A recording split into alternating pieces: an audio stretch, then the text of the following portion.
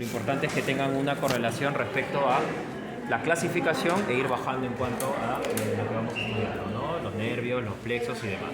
¿Ok? El encéfalo, a su vez, se va a dividir en tres estructuras, ¿no? El cerebro, ¿cierto? El cerebelo, ¿y quién más? El tronco encefálico o tronco cerebral. ¿De acuerdo? Y el tronco cerebral, y ustedes ya más o menos se acuerdan desde el colegio, mesencéfalo, protuberancia y bulbo raquídeo. ¿Okay? ¿Cuál es el otro nombre de la protuberancia anular? Puente de Barolio. Lo ponemos. Puente de Barolio. ¿Y el bulbo raquídeo cómo se llama también? Médula oblonga. ¿Ok? Ese es el sistema nervioso central. ¿De acuerdo? Sin embargo, el periférico va a estar caracterizado por las siguientes estructuras. Primero, los pares craneales. Voy a poner pares entre comillas porque en realidad, como ustedes ya más o menos hemos visto en cráneos, el primer nervio craneal no es estrictamente un par, es decir, son varios filetes nerviosos que terminan en el ganglio olfatorio o bulbo olfatorio. Entonces no es exactamente un par a cada lado. Sin embargo, en la nomenclatura clásica, el resto sí son pares, todavía seguimos utilizando ese término, ¿de acuerdo? Pares craneales.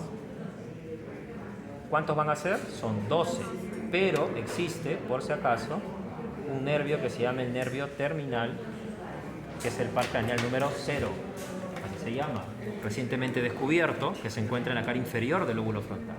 Por si acaso, no voy a ser que por ahí les haga una pregunta. En realidad son 13 pares, lo que pasa es que son 12 los clásicos, y el nervio terminal, que es recientemente descubierto, que es el par craneal número 0. No le han puesto 13, sino 0. ¿Okay? Segundo, los nervios raquídeos. Los nervios raquídeos, que van a ser 31 pares, por supuesto. ¿Okay? Nervios raquídeos, o también llamados nervios espinales. ¿Qué son estos nervios? Son aquellos que salen a cada lado de la médula espinal. Son los que vamos a ver la próxima semana. ¿Por qué? Porque estos de aquí van a dar los llamados plexos. ¿Okay? Los diferentes plexos que algo hemos conversado cuando hemos visto los músculos, ¿cierto? Cuando hemos visto los músculos del miembro superior hemos hablado del nervio mediano, nervio radial, ¿se acuerdan? Nervio musculocutáneo, nervio cubital, etcétera, nervio subescapular inferior. Todos esos nervios nacen de ciertas raíces y esas raíces nacen de los llamados nervios raquídeos. ¿Okay? ¿Qué más encontramos dentro del sistema nervioso periférico? El sistema nervioso autónomo, también conocido como vegetativo. Este es muy importante. Y este es uno de los que más tienen que conocer en su práctica clínica, porque prácticamente todas, creo que todas, las especialidades siempre tienen un componente de tipo autonómico vegetativo. ¿De quién estamos hablando aquí? Del sistema nervioso simpático y del sistema nervioso parasimpático, que ambos son antagónicos. No vamos a detener hoy día mucho de esto porque no es motivo de la clase, pero entender de que el sistema nervioso autónomo, su nombre lo dice, se encarga de inervar fundamentalmente ¿qué? ¿Cuál es la diferencia con todo lo previo mencionado? El autónomo respecto, por ejemplo, a los nervios craneales, que tienen un componente autonómico, por cierto, pero sobre todo comparándolo con los raquídeos, ¿cuál es la principal diferencia? ¿Qué tipo de inervación hace el autónomo? Aquello que es involuntario. Por ejemplo, órganos de secreción interna sobre todo, por ejemplo las glándulas salivales, la glándula lagrimal, corazón, escuché por allí, claro, porque el corazón, si bien es cierto, el corazón tiene un sistema propio, un sistema nervioso propio, que es el sistema cardionector, o sea, tiene un sistema, no necesita de la inervación autonómica, sí que también tiene fibra simpático-parasimpática, ¿de acuerdo? Habitualmente las secretoras, las de reposo, la digestión, por ejemplo, la defecación, la secreción salival, eso es parasimpático. Se llama sistema de conservación energética. Eso es importante, ¿eh? Por eso estoy detallándome, me estoy quedando un ratito en este punto.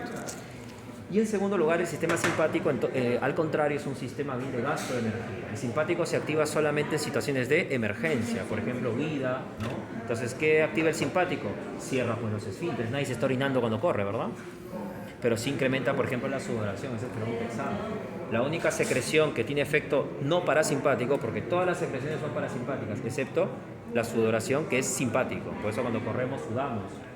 la dilatación de la pupila, ¿no? O sea, todo lo que implique huir, correr, una situación de emergencia, un susto, que tengas que salir disparado, es estímulo de tipo simpático.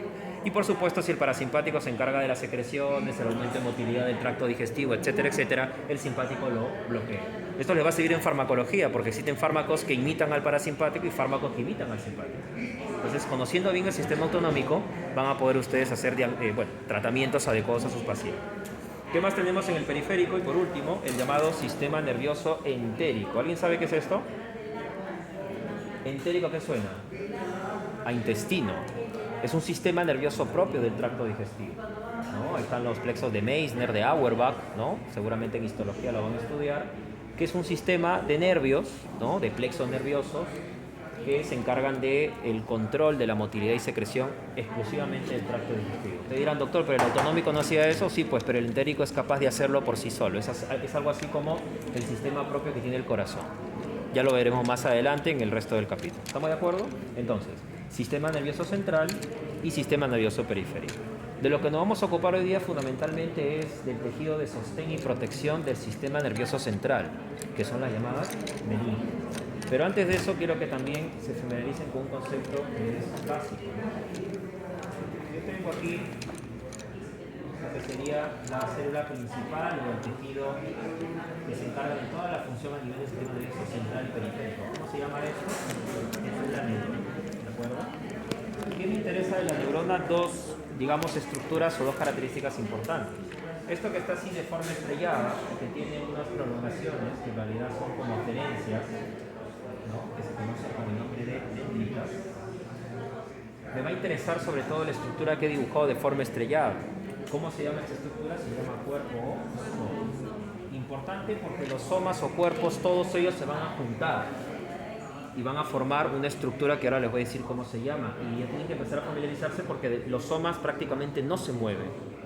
Forman una estructura, dependiendo si está en el central o en el periférico. Sin embargo, la estructura que sí es la que va subiendo y bajando por todo el sistema nervioso central, es decir, desde el cerebro hasta la médula, de la médula al cerebro, del cerebro al cerebelo, el cerebelo al tálamo, así, 1000 fibras, por decirlo de alguna manera, es este componente que es la cola llamada axón o cilindro negro. Entonces, ¿cuántas partes tiene una neurona? Que es la célula principal. Recuerden que cuando una neurona hace contacto con otra, se denomina la sinapsis. ¿Okay? Así. Puede ser una unión axoaxónica, axosomática, axodendrítica y así sucesivamente. Pero lo que quiero que recuerden es, sobre todo, como les decía, los somas o cuerpos y el axón, que es el que finalmente va a viajar por todo el tracto, el sistema nervioso, es el que va a llevar la función que previamente el soma está ejecutando o está ordenando. Recuerden ustedes que el axón, es el otro color, azulito, va a estar revestido de algo, ¿no? Eso, muy bien, ¿no? Para que el axón esté, bueno, también el soma, pero principalmente los axones, para que puedan, digamos, transitar, por decirlo de una manera, por todo el sistema nervioso central, necesitan de esta vaina conductora, justamente para eso sirve, y protectora llamada mielina. La vaina de mielina. Entonces, decíamos que los somas o cuerpos de neuronas van a estar millones de ellos, tenemos 10 a la 5 aproximadamente neuronas a nivel del central, 10 a la 3, o sea, en encéfalo me refiero, aproximadamente 10 a la 3, 10 a la 5 neuronas, calculen, a nivel de la médula espinal, ¿de acuerdo? Y estos somas van a, digamos, a agruparse. ¿Cómo se van a agrupar? Entonces vamos a poner lo siguiente, dos conceptos importantes. Ustedes van a escuchar de núcleo y van a escuchar de ganglio. ¿Qué es? Los dos, están rodando el rojito. Los dos son conjunto de ¿qué? De somas. Los dos son conjunto de somas. ¿Cuál es la diferencia? Que el núcleo es un conjunto de somas en el sistema nervioso central. Todo conjunto de somas o cuerpo de neuronas que yo encuentre en el encéfalo, en cualquiera de estas estructuras o en la médula espinal, le vamos a llamar núcleo. ¿De acuerdo? Sin embargo, todo el conjunto de somas o cuerpo de neuronas que yo encuentre en el sistema nervioso periférico, cualquiera de estas estructuras que hemos mencionado aquí, ahí vamos a estudiar a lo largo del curso, se va a llamar ganglio. Es decir, ganglio es el conjunto de somas en el sistema nervioso periférico. ¿Qué más? Al conjunto de somas también le vamos a denominar sustancia gris. escuchar sustancia gris. ¿Qué es la sustancia gris? Conjunto de somas, es el sinónimo, ¿de acuerdo? Sin embargo, al conjunto de axones, si tienen mielina, van a ver en histología, la mielina tiene una coloración de qué color, medio blanquecino. ¿Cómo le vamos a llamar al conjunto de axones? Sustancia gris. ¿De acuerdo? Son conceptos básicos importantes que tienen que conocer respecto a lo que son generalidades del sistema nervioso. ¿Estamos de acuerdo hasta allí? Entonces, somas o cuerpos, sustancia gris, el conjunto de ellos a nivel del central se llama núcleo. Somas o cuerpos, sustancia gris, a nivel del periférico se van a llamar ganglio. Por eso que cuando hagamos cerebro, creo que la próxima semana, no sé cuándo nos toca hacer el cerebro, vamos a ver los núcleos basales. Si yo te digo núcleo basales, ¿de qué estoy hablando? De conjunto de somas en el cerebro, por eso le llamamos núcleo. Sin embargo, los libros, hasta los neurólogos dicen ganglios basales. No pueden ser ganglios, porque el ganglio ¿dónde es? En el periférico. ¿Dónde voy a encontrar ganglios? Colgando de algún nervio. Por ejemplo, a nivel de lo que es boca, el nervio lingual tiene un ganglio, el ganglio submaxilar, por ejemplo, del sistema parasimpático. Ya se lo van a entender después. Aquí voy con el ejemplo, que es un conjunto de somas que formaron una bolita llamada ganglio, pero que está colgando ¿de qué? De un nervio raquídeo. Entonces es ganglio. Pero si veo un conjunto de somas que lo van a ver oscurito, cuando veamos los cerebros van a ver una zona oscura, gris, pues se llama así, sustancia gris, yo ya sé que es núcleo y está en el central. ¿De acuerdo?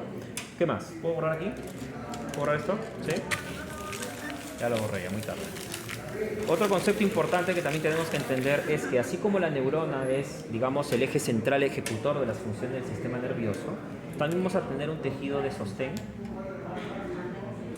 o protección, que es lo que se conoce con el nombre de glía, ¿no? O neuroglia, ¿no? Neuroglía.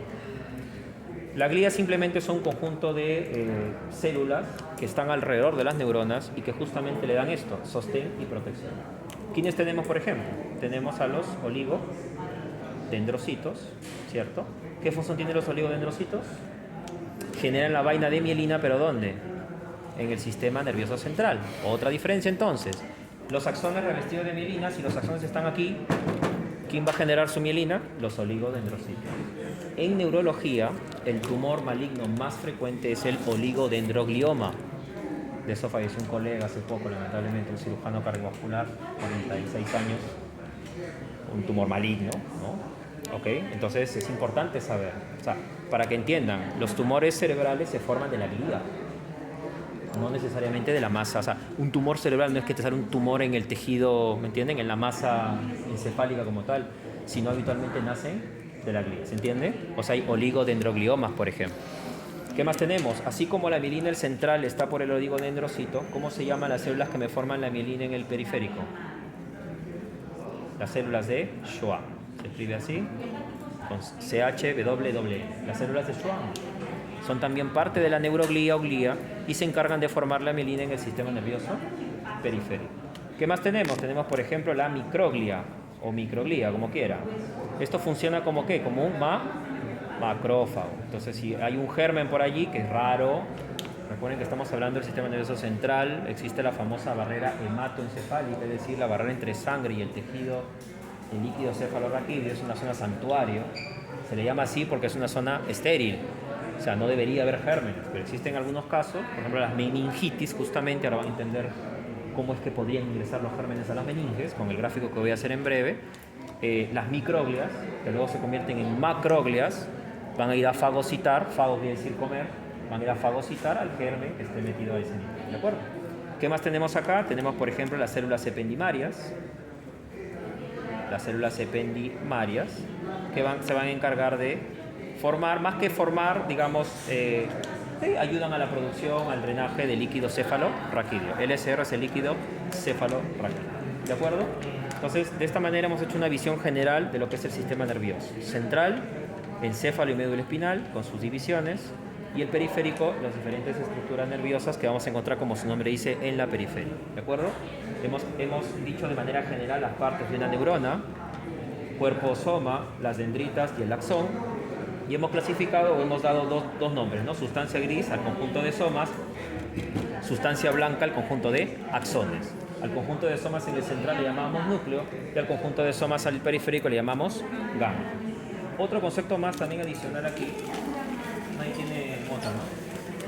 Ya, le paso una trema mota, por favor, ¿no? Otro concepto importante en lo que es estos términos es que los axones, ustedes van a ver que el neuro, al axón lo van a encontrar con diferentes nombres. Hemos dicho que el que se moviliza en el sistema nervioso es el axón, ¿verdad? Podemos tener diferentes nombres. Por ejemplo, ustedes van a ver fibra, tracto, lemnisco, vía. Todos estos son sinónimos de axones. Te voy a leer vías ascendentes. Son los axones que suben. Tractos descendentes son los axones que bajan, porque los somas se quedan, ¿de acuerdo? No se olviden, los somas son núcleos o ganglios. Entonces las fibras se van a ir moviendo. Ya cuando hagamos propiamente lo que es sustancia blanca, por eso les digo, cuando hagamos sustancia blanca, ¿qué vamos a hablar? Axones. Vamos a hablar de fibras de asociación, fibras de proyección, etcétera, etcétera. Fibras. Pero puedo decir vías, puedo decir tracto. ¿Están de acuerdo? Entonces eso es sinónimo de axón. Listo. Borramos. Borramos acá.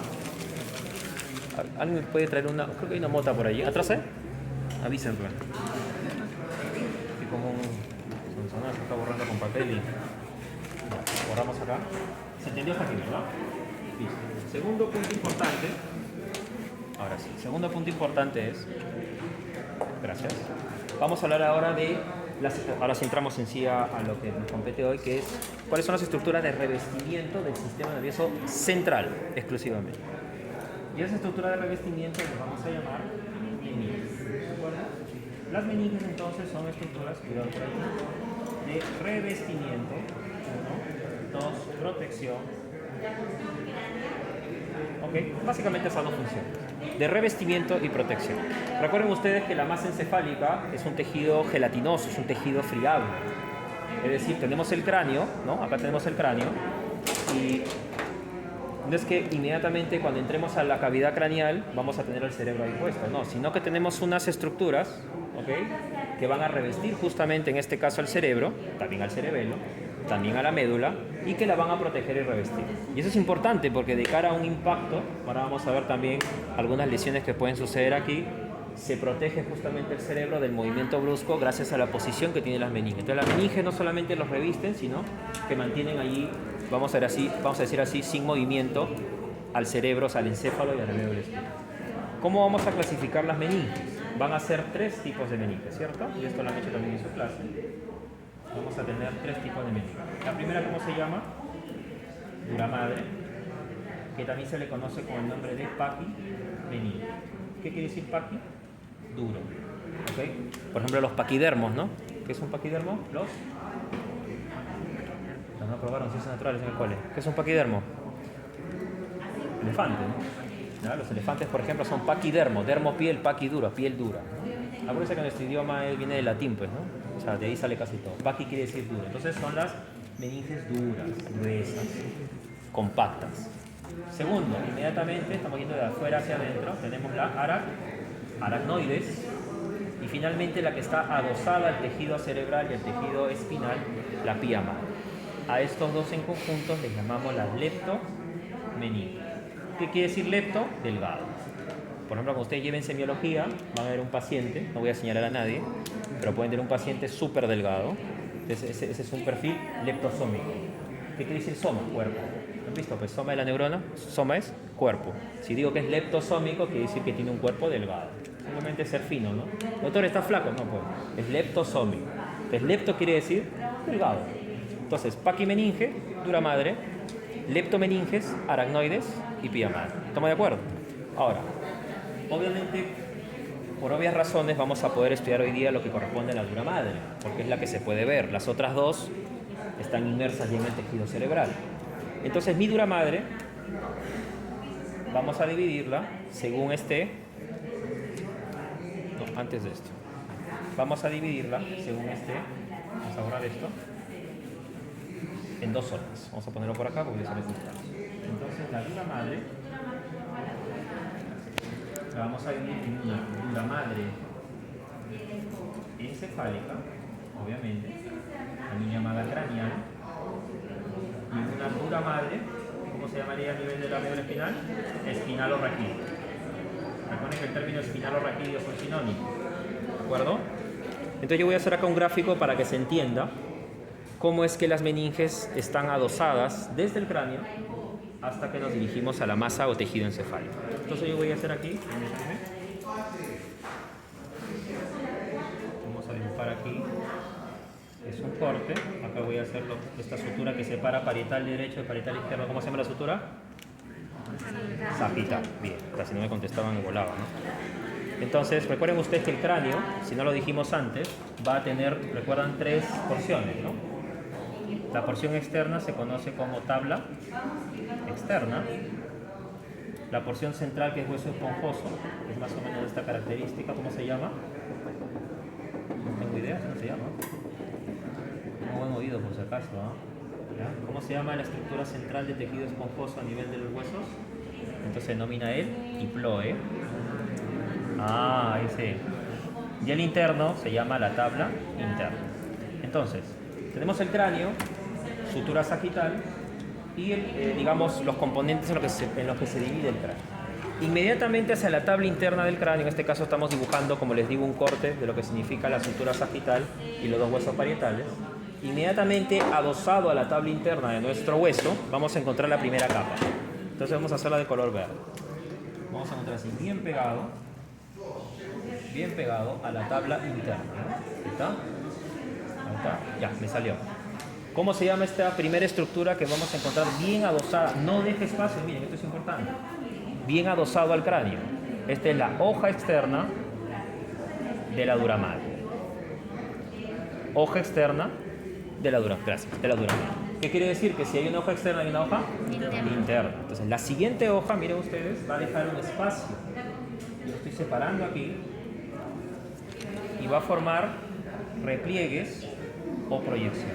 Lo que he hecho es, esto vamos a ponerle nombre, se llama la hoja interna de la dura madre. Entonces, la dura madre encefálica, porque esa es la que estamos haciendo, la dura madre encefálica, ¿cierto? La primera, o craneal, dura madre, 2 hojas.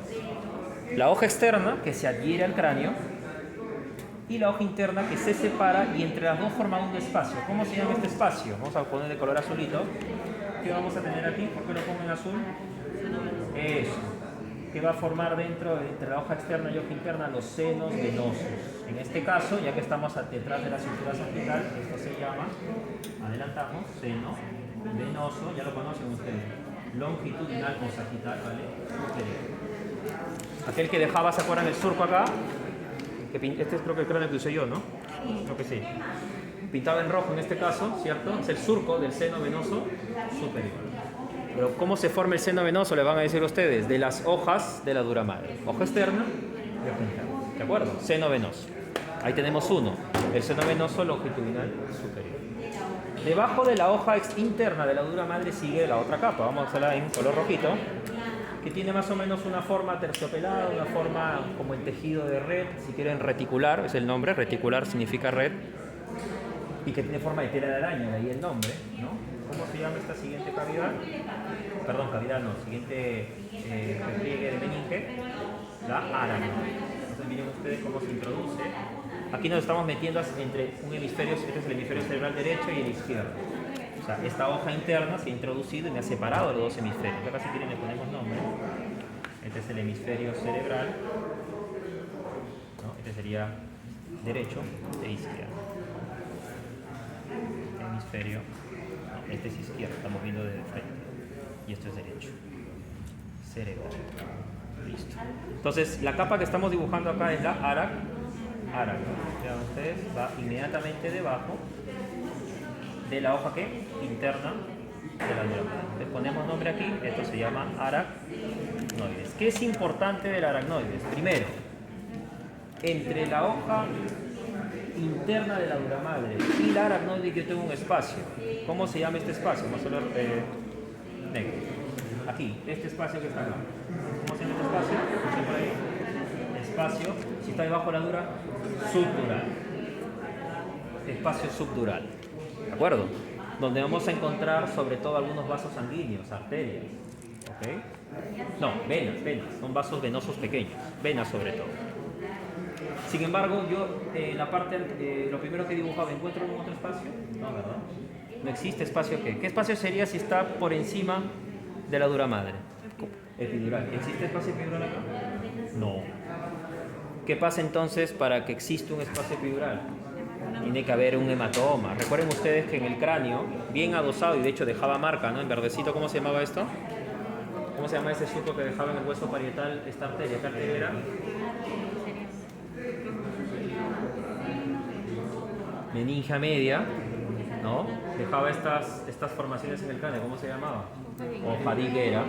Está bien adosado, o sea, si quieren aquí podemos dibujar así chiquitito una proyección de lo que sería la meningia media, ¿no? Por aquí estaría una y por aquí la otra. ¿Pero existe un espacio epidural? No. Por eso es que deja huella en el cráneo, porque está bien pegado. Por lo tanto, el espacio epidural no existe, pregunta examen, no existe a nivel intracraneal o encefálico. Sin embargo, el espacio subdural sí existe. Si yo tengo un hematoma de tipo epidural, ¿cuál es la arteria lesionada? La meningia media. Se le van a poner, pues, están viniendo preguntas clínicas, ¿no? Paciente sufre accidente automovilístico y se golpea la cabeza contra, no sé, pues, contra el vidrio, el parabrisas, o sale disparado y cae de cabeza, ¿no? En la tomografía se evidencia una hemorragia a nivel del espacio epidural. Indica la arteria lesionada. Ya, pues. ¿Ok? Entonces, el espacio epidural no existe en el ser vivo, vamos a decirlo así. Solo existe cuando hay un accidente o una hemorragia. Sin embargo, el espacio subdural sí, como pueden ver, sí es un espacio virtual donde existen vasos venosos. Por eso es que el espacio subdural, cuando se lesiona, sobre todo los pacientes ancianos, ustedes van a ver muchos pacientes que empiezan con deterioro cognitivo, ¿no? El viejito está así medio que ya no reconoce, y dicen, oh, el viejito está con demencia. Le hacen una tomografía y tiene un hematoma subdural. Y es crónico.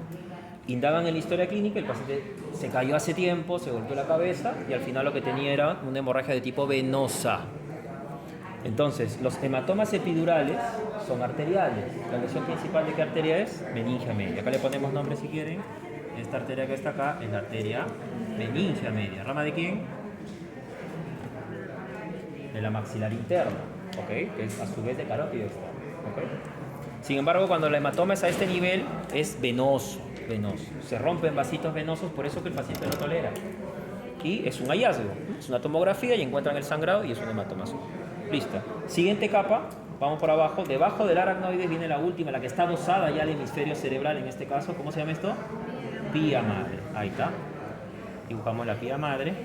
Este es mi pía madre. Y acá viene el espacio más importante de todos, el mortal, ¿no? El que cuando encontramos eso, lamentablemente el paciente mal pronóstico, bueno, depende también del sangrado. ¿Cómo se llama el espacio que se encuentra entre aracnoides y pía madre? ¿Cómo se llama este espacio? Subaracnoideo. Sub quiere decir debajo, ¿no?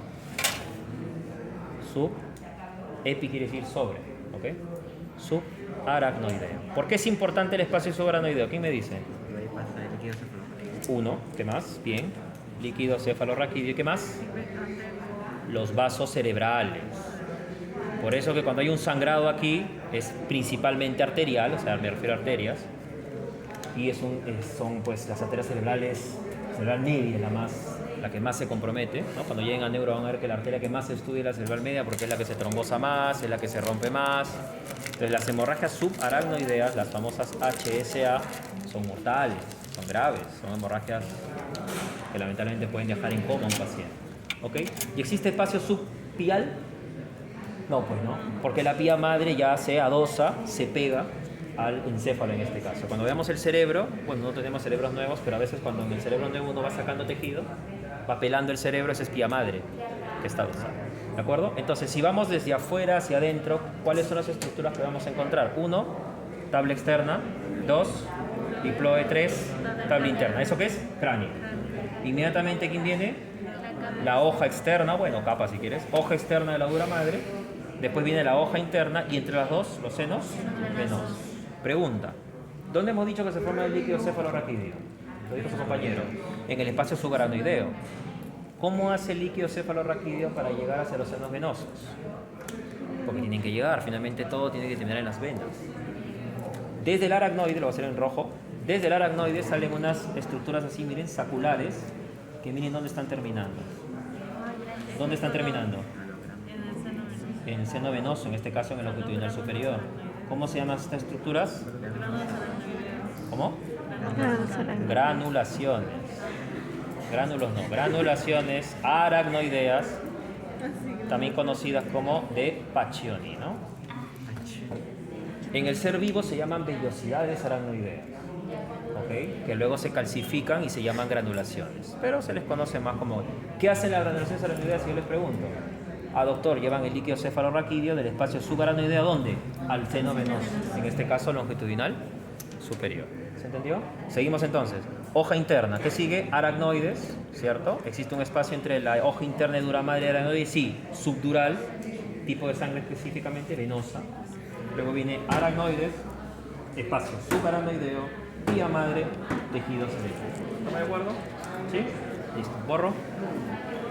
De acuerdo, fondo toques para borrar.